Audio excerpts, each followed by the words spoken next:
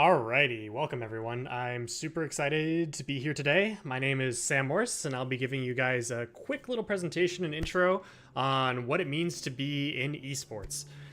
This is going to be a quick presentation, probably about 20 minutes long, and then we're going to open the rest to Q&A to hear what you all have to say. Our main point here is to educate y'all and kind of help you guys learn what it means to work in esports, some of the careers that you can have in esports, and some of the do's and do nots to be in esports.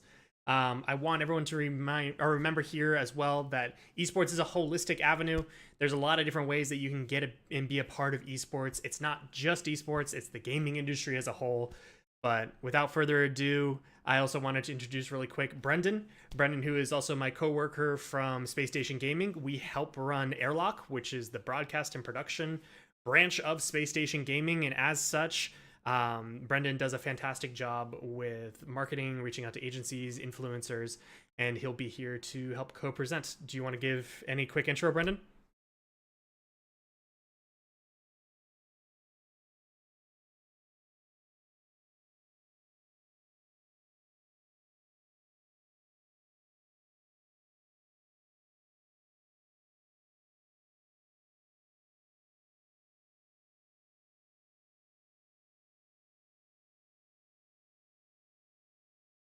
Cool. We'll dive right into our presentation. As such, I'm going to start it up from the top. Let's dive into it. Intro to esports. And the cool part here too is we have our skins on the side here that I really love. You can see our one for Legion from Rainbow Six. Space Station Gaming got to be a part of the franchise program for Rainbow Six, and we get to have our own skins as part of the program. And we'll dive into what that could look like if you wanted to be able to help produce something like that in the future as well. So first things first, a brief history of esports. It has been an incredibly rapid growing industry for about the last 7 to 10 years. With a huge amount of investment from all sorts of traditional sports teams, leagues, and even the governments themselves. Right now, we see a lot of investment from foreign governments as well as our own government to be able to kind of help solidify and justify what it means to be an esports player and kind of elevate it to that next level. Hopefully, by the time you guys are all players in the next 3 or 4 years, you will be able to have full protections like traditional sports players have. That's our dream, and I know a lot of us are fighting for that, and I'd love to be able to see it. This past few years were basically a massive time of growth, and as you can see, the economy right now is a little bit tumultuous. So people are focusing more on longevity, business stability, and organic growth, and figuring out how we can make money from this entire esports thing. We're here to be able to help kind of grow what it means to play games, but also to make games, produce games, and also to manage the players that are actually helping build the scene as well. You can see different varieties of awesomeness that have come out of this through the RLCS, through the Call of Duty League, through the Overwatch League. Rest in peace, the Overwatch League. They just had their grand finals.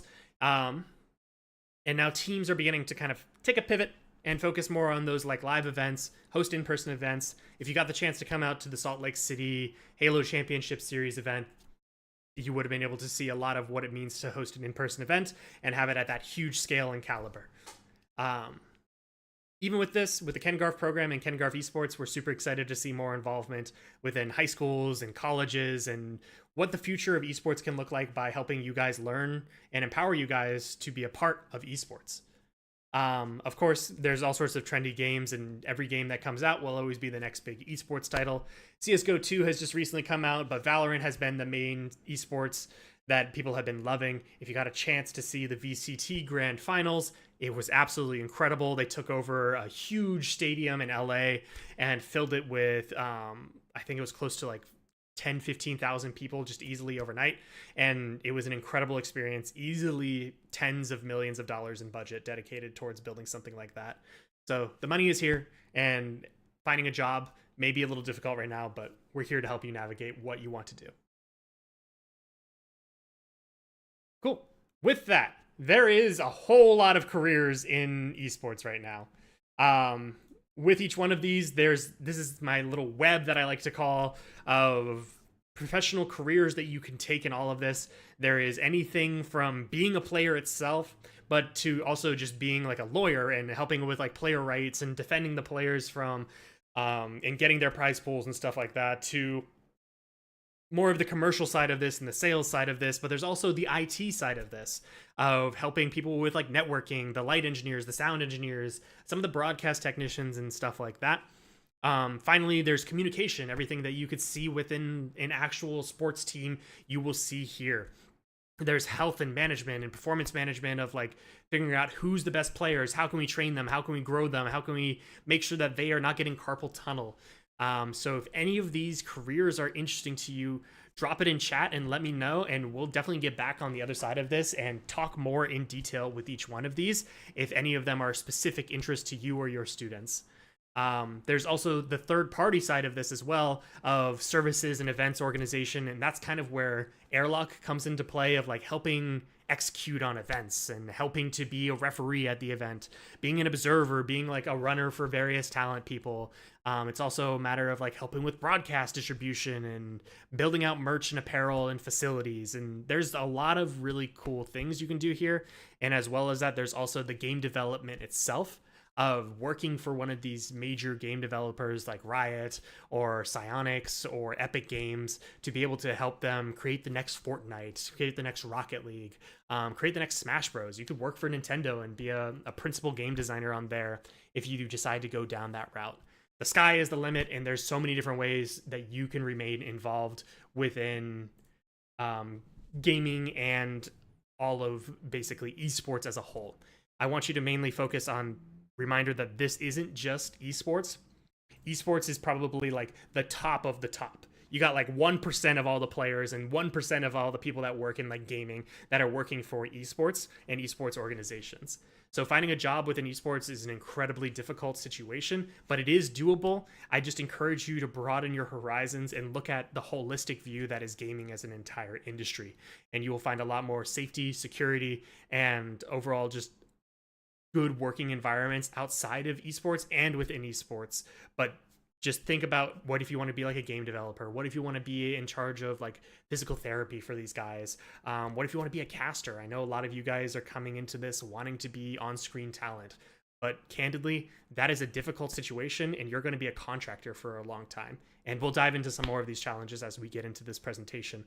But I do not want to dishearten you from getting into esports. I just want to remind you that there is a holistic view here that a lot of us can be a part of, the whole game development industry, have a lot of fun around games, and who knows, maybe sit around with your friends and play TFT during lunch, and that's your meeting for the day, of playing TFT or playing Rocket League for the day and being like, this flip reset isn't as good as what it could be. Let's try and tighten up these controls and stuff like that.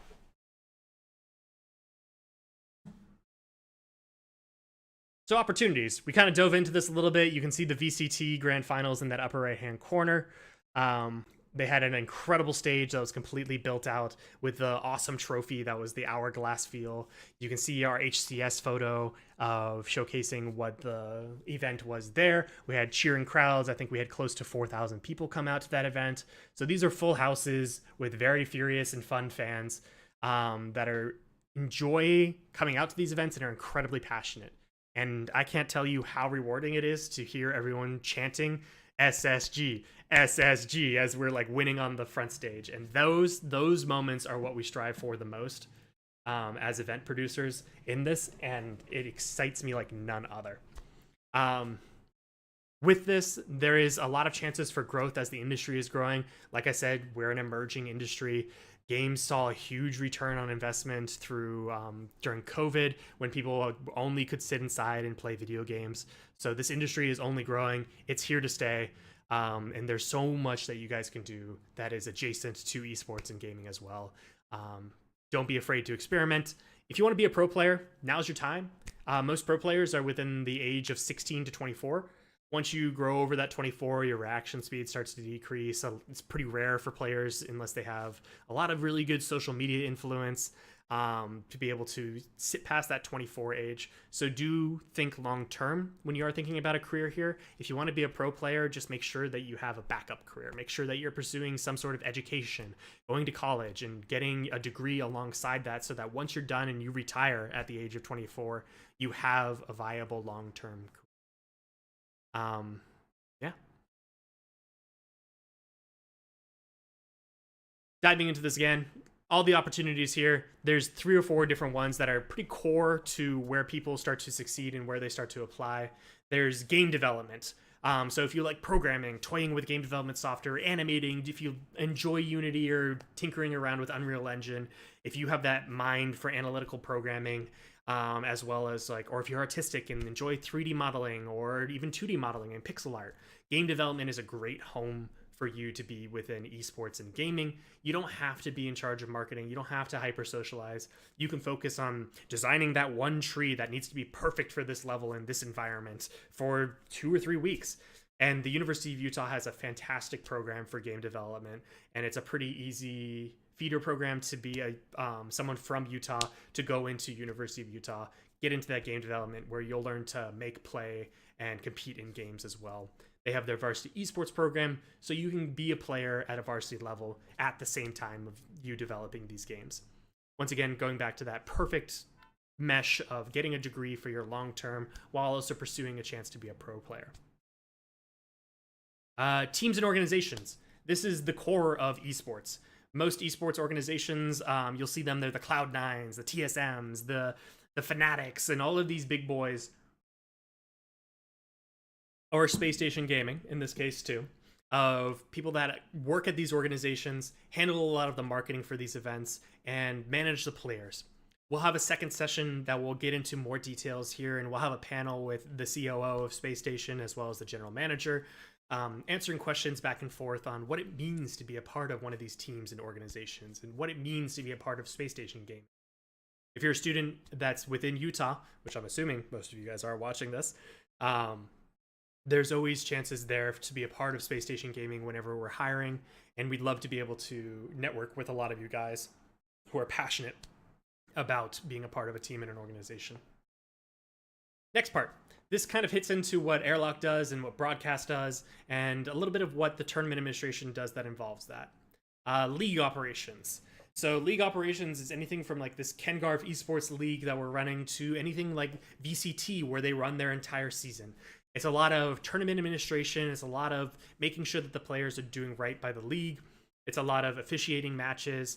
And of course, this side of this too is you need to have the management of the individual games themselves in order to be able to broadcast them. So the core foundation of that is the tournament administrators. It's a lot of the league operations and league ops people that then give the matches over to the broadcast team.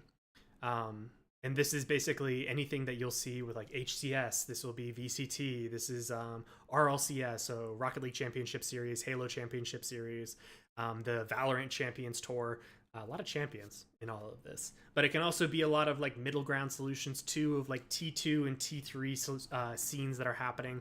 Valorant has a fantastic scene for like game changers, which is empowering women and underrepresented communities to be a part of the Valorant scene. And that's a great opportunity for people that may not feel like they're properly represented within esports and gaming to be a part of.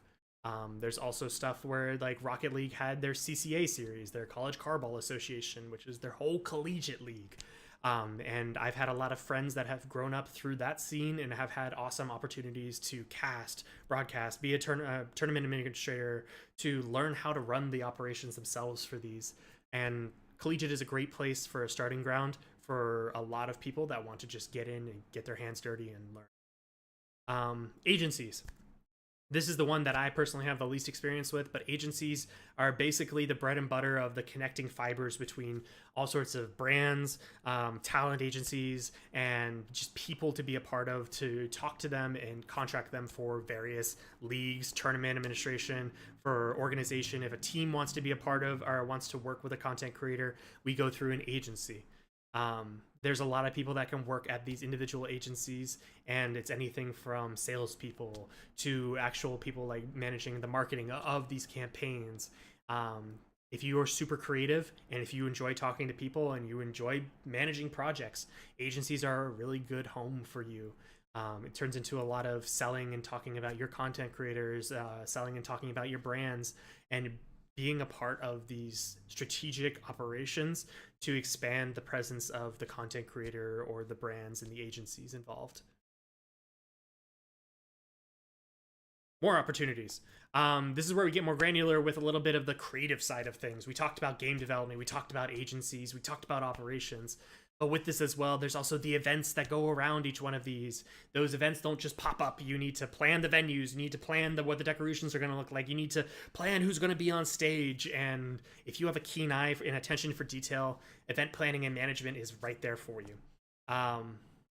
You'll be able to walk through events, walk through venues, ask where the power is, what the plugs look like, what the internet situation looks like. You'll have a list of questions that you just kind of got to go down and you got to figure out for live events. But on the other side of it too, there's also online events. Online events can be anything as simple as like, let's host a quick weekend tournament and have some fun, to the more organized leagues. That's like what's going on with like Garff Esports and the current league that's starting tomorrow. There's a lot of ways to get involved with events planning and management. And for me personally, that is my favorite part. That is what Airlock does. And followed by broadcast and production. This is where the magic happens. This is where you're going to hear those shot calling. You're going to be in a TV studio-like environment, and you're going to be either front and center on the camera, or you're going to be behind the stage calling the shots of who's going to go where and when next. You're going to follow your run of show, and you're going to dive into it, and you're going to love every detail of it. Last but not least is this content creation and journalism. Content creation is a huge emerging field within gaming and esports, and if you want to be a content creator, by all means, go for it. Start streaming daily, be a part of some of the drama that goes on in the world, and really get your name out there with some cool, exciting content. Look at people that are some of the most popular people at Twitch and try and replicate what they do. They do incredible things and they're incredibly entertaining. It's not just a matter of playing games, but it's a matter of keeping people captivated and keeping them entertained. At its core, though, you do get to stream your favorite games and you get to make videos. The journalism side of it, too, is you get to play these games. You get to write very thorough reviews. You get to work for IGN, some of these more famous companies that have been around for ages, and just write the news about what happens in esports and gaming, and also just review whatever is upcoming games. A lot of career paths, a lot of choices, but we're going to dive into the broadcast one specifically here. So, broadcast is definitely more than meets the eye. What happens behind a magical broadcast is insane. Anything from a small scale event of doing even something like this, of being able to stream it at the same time and having OBS open on the side to capture your screen, to all the way to the Super Bowl of what does the Super Bowl broadcast team look like. It's over 200 people that are managing that broadcast for a Super Bowl, from anywhere talent runners to the shoutcasters themselves to the camera operators.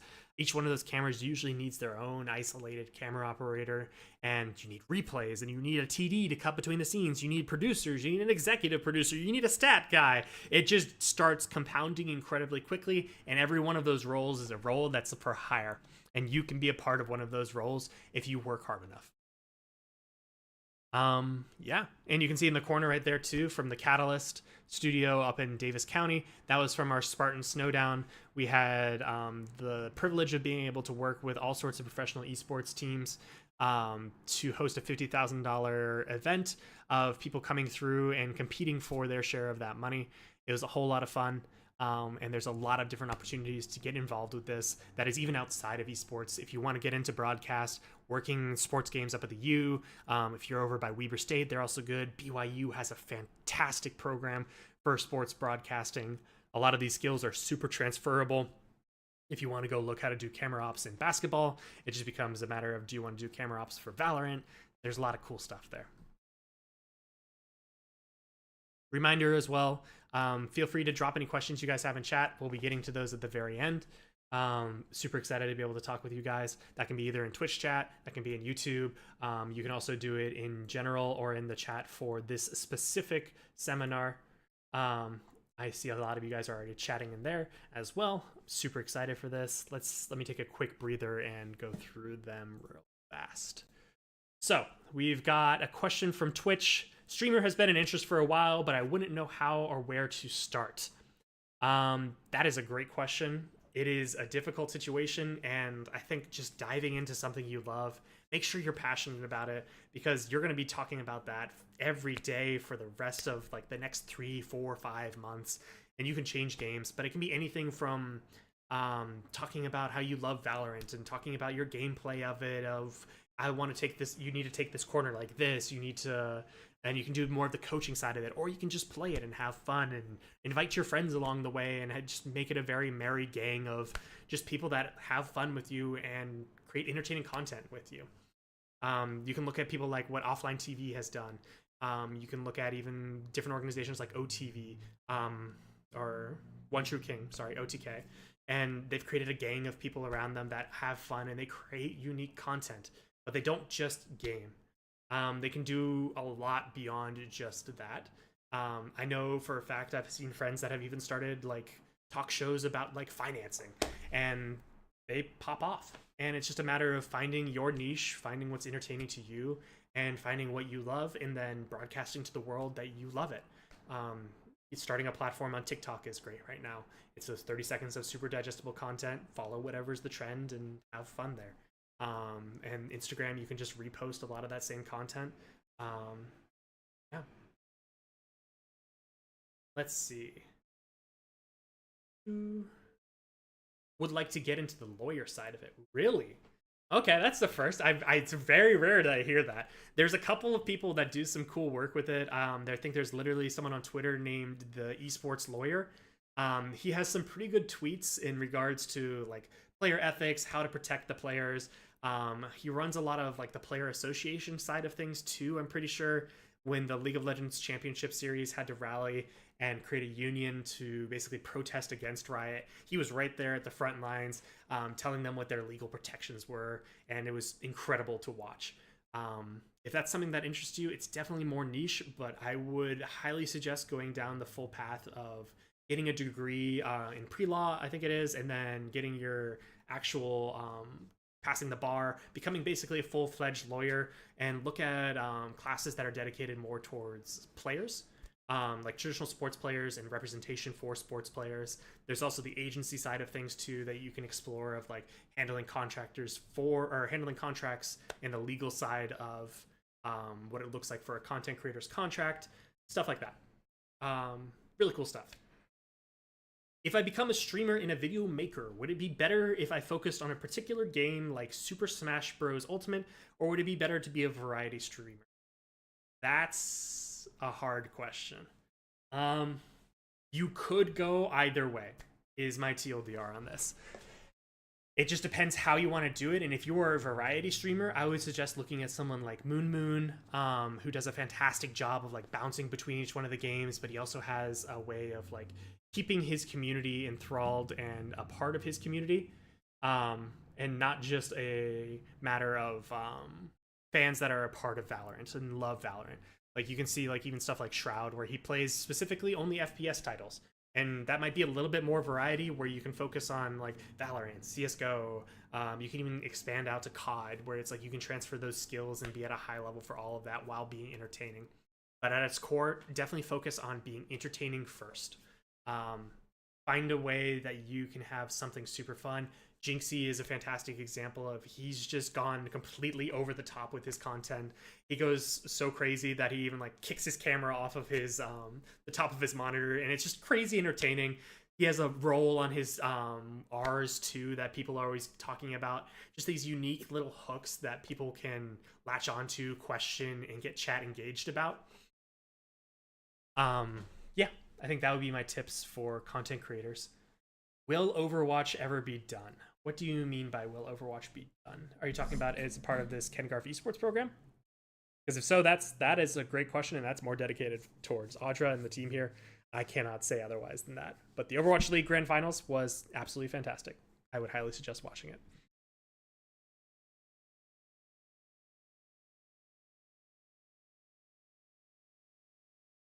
Ah, yes. Overwatch will continue to be played. We have the Overwatch League still kind of going on. It'll be interesting to see how that evolves. It's kind of a tough topic right now. I would love to see more Overwatch stuff. I know they are great within collegiate right now. I've been talking with the director of the University of Utah's esports program, and they said their numbers are absolutely huge. Do you have any idea when we will be able to see who we play in our first match in Rocket League this week? That is not directly dedicated to this, but a quick answer to that is basically you will be able to see it up to an hour beforehand of your match. So make sure that you sign up on the League Spot account, similar to what you guys have done on the preseason, and then you'll be able to see who your matches are 1 hour beforehand. All right, what's it take to get this done? How do we do this? What are some of the specific roles that we can do for broadcast, and what can we look into for like longer term careers? So first and foremost, the host. They are the main person that sits there and they talk. They kind of talk what I'm doing here and just filling downtime, filling the show, asking critical questions, and discussing conversations and topics that people are interested in. For a host for game show, or not, for a host for broadcast, it's usually they're asking questions that kind of lead the analysts, lead the casters into a good conversation to be had. Oftentimes you'll see them being like, what are your predictions for next match? That was a doozy of a last match. I can't wait to see what the next one is. All of those kind of leads are what the host manages. But they can also do stuff like introducing the teams on broadcast. They can do stuff like doing the trophy rise at the end. You can see people like Golden Boy, who do a fantastic job at bringing the hype and getting the crowd excited, getting the viewers excited, and pulling everyone into the stream and wondering what's going to happen next. The casters. The casters are your play-by-play analysts. They are the people that break down each one of the plays that just happened. They're the ones that talk incredibly quickly and break down each play-by-play, just dun-dun-dun-dun-dun-dun-dun. Do not ask me to do play-by-play. It's a very difficult skill, but it is absolutely rewarding when you get in that incredibly exciting mood and when you are casting some of the top players in the world. It is up to the casters to be incredibly insightful on each one of the gameplays. They need to understand what these players are, if that stat is a huge stat or not. Did they get a large amount of kills this game, or is that a normal amount? Like, they need to be able to come up with these things on the fly, and it usually involves a lot of research and a lot of attention to detail. And usually not in the best circumstances either. If you're interested in being a caster, a host, or an analyst, dive into a VOD, one of the previous VODs that has happened for a game, and literally just mute it and go. You just need to talk into the camera and fill time and record it, and then listen to yourself back and see how you can improve your casting. Analysts. For analysts, they are the people that are more insightful. They are even understand the stats and the gameplay and what actually happened even more so than the casters themselves. They're usually the ones doing breakdowns after the game of, it's interesting how this site take was done. It was interesting what agents they chose. They dive into those key moments between games. Yeah. And then we have our more technical behind the scenes roles. Like I said before, there is a huge amount of these roles. And technical director is probably the first one. It is the main role there that is going to be in charge of mixing the show. So anytime you see a scene change at all, and that includes anytime you see basically from like gameplay to casters, even like a camera cut between each one of the cameras on the caster desk, the TD or the technical director is the person that is mixing those. Producer, this is usually the person behind the TD, making the shots and calling what's going to be next, prepping the people for what's next on stage. You'll hear them basically saying, ready stage, 3, 2, 1, and then everyone will go on what that stage call is according to the run of the show. And everyone will understand kind of what the producer is doing. And if the producer hasn't done a good job of breaking down what the show is going to be and when things are entailed, then they have failed at their position. It is their job to make sure that everyone is doing a good job and everyone is hitting at the best of their stride possible.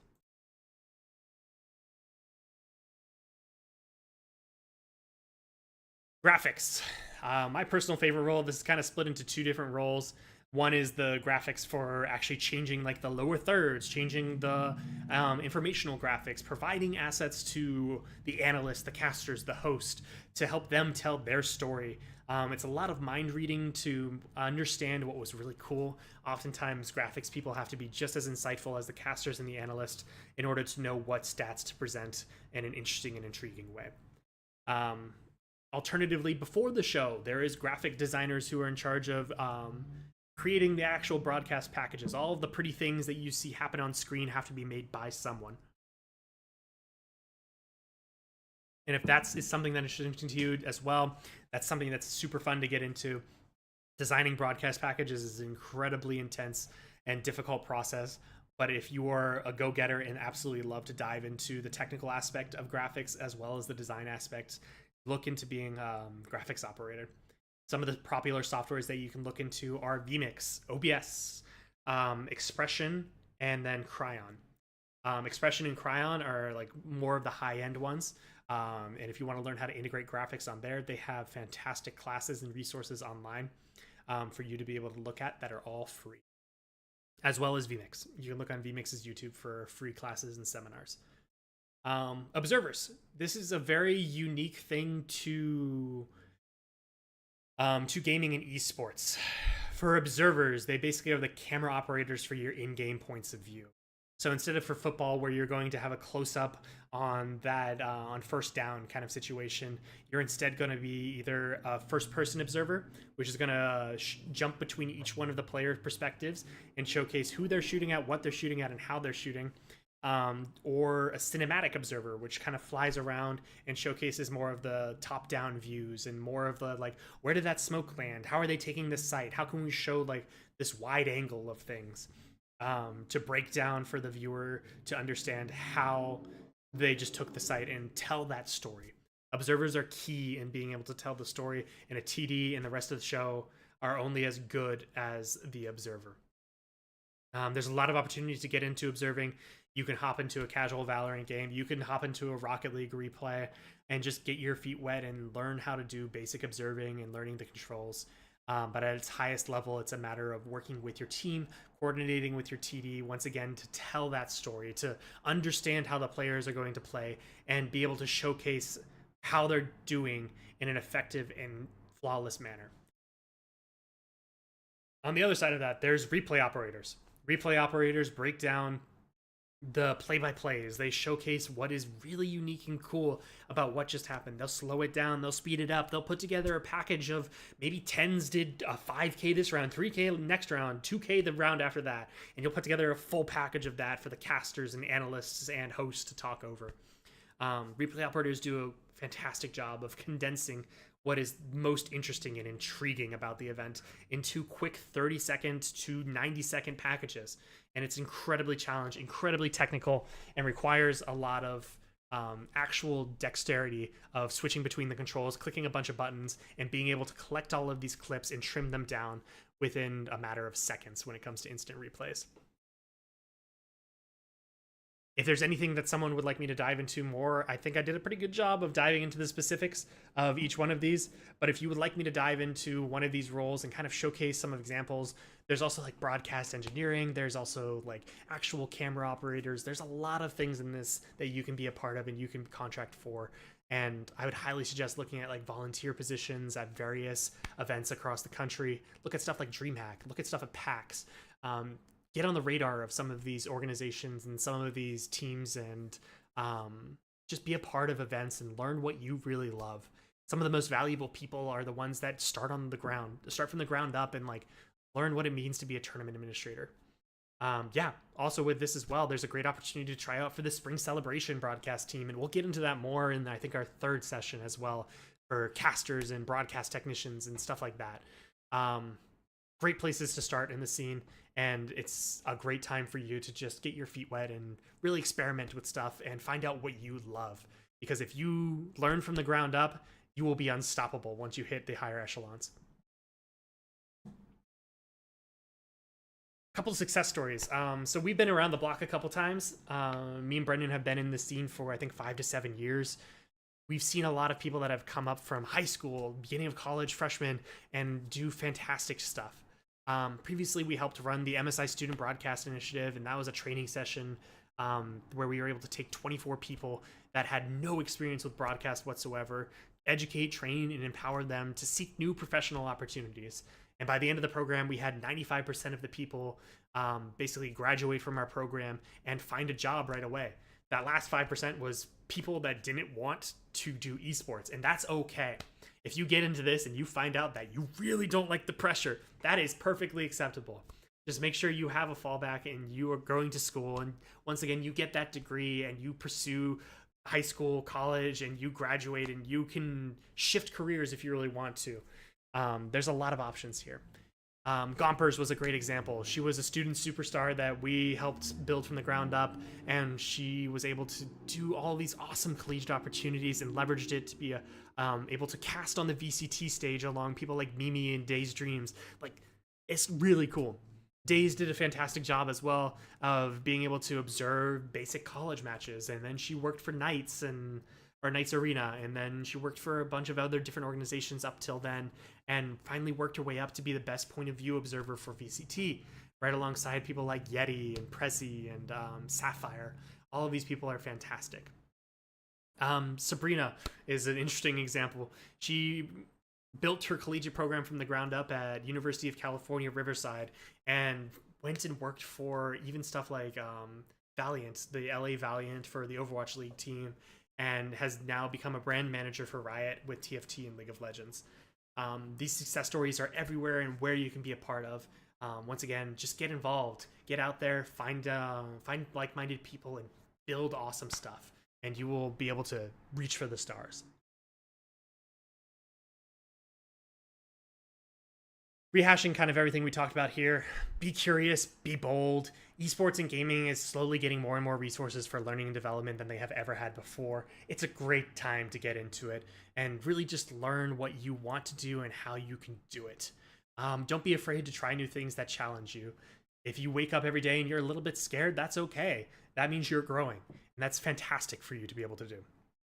Join clubs, find community, reach out, and do the hard learning. If you reach out and you don't understand the basics of something, then that's a problem. If you are able to take it, your knowledge and like from the basics and ask critical questions of those that have experience around you, you will grow so much faster if you put in the time and do the homework. That applies to everything, whether you want to be a player, you want to be a TD, anything. There's so many resources out there now through YouTube that you can find almost anything, ask any question, and someone out there will answer it for you. So with that, that is the end of our presentation. If you have any questions, I would love to be able to hear them in either the chat during the seminar or on YouTube and Twitch. We'll be spending the next 10 or 15 minutes basically answering any final questions. I know we had a couple that we were talking about there in terms of like being a part of the lawyer. What if you want to be a content creator? If there's any other questions you have about the basics of esports, please feel free to ask me. I would love to be able to answer any questions you have. I can also bring up this big old monster sheet that we have here that kind of breaks down each one of these roles if anyone wants to ask questions about specific ones there. There's a lot of stuff going on.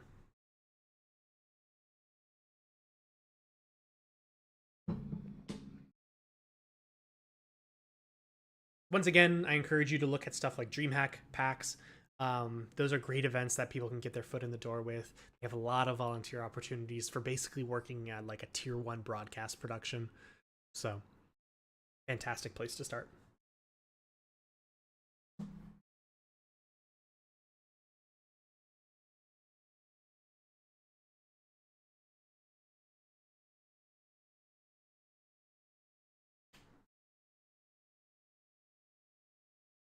I do want to talk a little bit quickly while we're waiting for any kind of questions for localization. Being a part of Utah and being raised in Utah, it is a difficult situation that many of your peers and colleagues are going to have a leg up on you. Most of esports is based out of LA and Texas. So it is difficult to find jobs sometimes within Utah, but that is changing. Through the variety of stuff like Ken Garff Esports program, as well as Space Station Gaming, and us bringing even like the Halo event to Utah. There's more and more people that are getting interested in esports every day, and I hope to help change that path and bring more excitement to Utah. But with that, there's always so many opportunities within LA. There's always so many opportunities within Dallas, Texas, and you will be able to jump between jobs and contracts a lot more easily if you are able to relocate to either of these two cities. With that though, I don't want to encourage that. It is a scary time to relocate, and LA is way too expensive.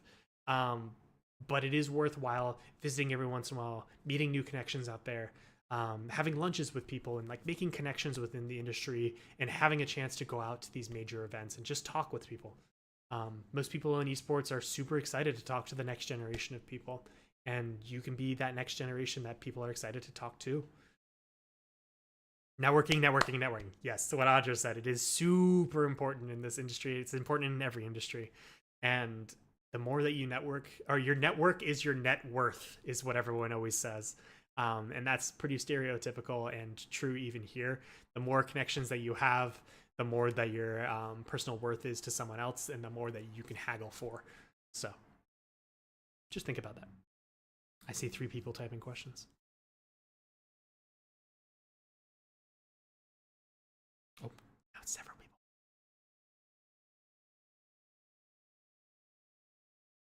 Ooh, Vegas. Yes, Vegas is a great place to be as well. It's the hub of entertainment just in general, even before esports, and now esports as entertainment and marketing is starting to come back to that. TwitchCon is huge there. San Diego is huge there. The Esports Business Summit is constantly over there as well. There's all sorts of really cool business summits out there. Vegas is a great hop, skip, and a jump, and you have to drive through it anyways to get to LA, so might as well stop in Vegas. How do you think AI is going to impact the future of esports? That's an interesting one. I think AI will impact the future of esports in regards to copywriting, sales, marketing, a lot of mundane tasks that I think people had previously done that was just kind of like irritating homework. I know I've seen stuff like even like calendar invites being automated through emails that I just click a button instead of years ago you would have had a secretary help you do that and book a meeting for you separately. I've seen even on like some deck building materials that you just right click on something and then it magically creates the copy for it as long as you have the basics for it. That can be applied to scripts for casters as well, or any kind of like story script. There's a lot of different ways that copywriting will have a huge impact from AI. And I highly encourage anyone who is listening to this to learn how to use AI, learn how to use ChatGPT. I know Brendan and me have used it all the time for like, what is a cool creative idea that esports and gaming could be a part of for this one? Or like you talk to ChatGPT and like, who are the top 5 influencers on Twitch right now? And it just returns it to you immediately instead of you having to dig around for these stats and try and find them. So learn how to use AI as a companion and not as a replacement, and you will be able to work 5 times faster than your peers. So are shotcasters basically just like the commentators of a game, tourney, whatever? Yes, 100%. You hit the nail on the head. They're the ones that are usually talking about the game and just kind of filling time and being chummy with people. It's basically the content creators and influencers that you see where they talk to their camera, they talk to their audience, and instead you're just talking about a game instead. And you may have a sponsored promo every once in a while. So cool opportunities there. And we can send some recaps of previous broadcasts and stuff where shoutcasters have been a part of it.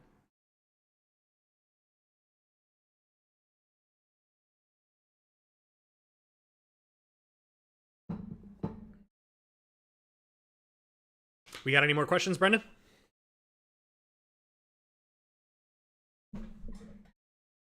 Not seeing any more. All right. Well, thank you, everyone. It has been an absolute pleasure to give you guys this quick Esports 101. I'll give you all a quick last chance for the last couple minutes while I give my exit. It's been an absolute pleasure to talk to each and every one of you. I hope you learned something great from this and answered your questions. Like I said, a lot of opportunities in esports. Don't just limit yourself to being a player. There's great opportunities in event organization, sales, business, marketing, lawyer. Be what you want to be and make it an esports. Make it esports a focus of it. There's so many cool opportunities out there and the industry is only growing. So I wish you luck. I will be available on Discord as well. I'm at the very top of that Kenkar Esports Discord along with Liam and Brendan. If you have any questions for us in regards to where you can find a career within esports, feel free to reach out to us or use that tournament support or general channels, advisor chat. There's so many different opportunities to reach out. And don't forget to network. Take care and have a wonderful night, everyone.